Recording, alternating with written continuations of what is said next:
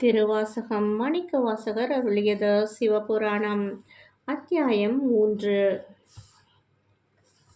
படைப்போர் படைக்கும் படையோன் படைத்தவை, காப்போர் காக்கும் கடவுள் காப்பவை, கரப்போன் கரப்பவை, கருதா கருத்துடை கடவுடிருத்தகும்.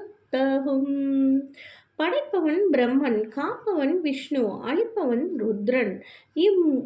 முத்தொழில்களிலும் கருத்தை செலுத்தாது கடந்த நிலையில் இருப்பவன் சிவம்.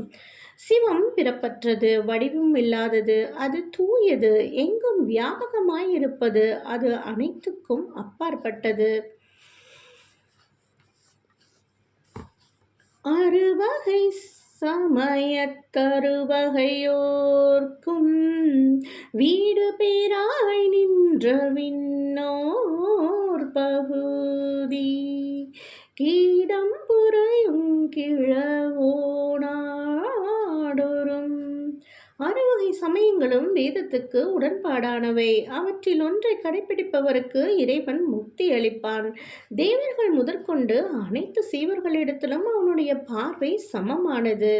சைவம், வைணவம், சாப்தம், கௌமாரம், கானா, பத்தியம், சௌரம் ஆகிய 6 சமயங்கள் இறைவனுக்கு. எல்லா மதங்களும் ஒன்றுதான், எல்லா மனிதர்களும் ஒன்றுதான்.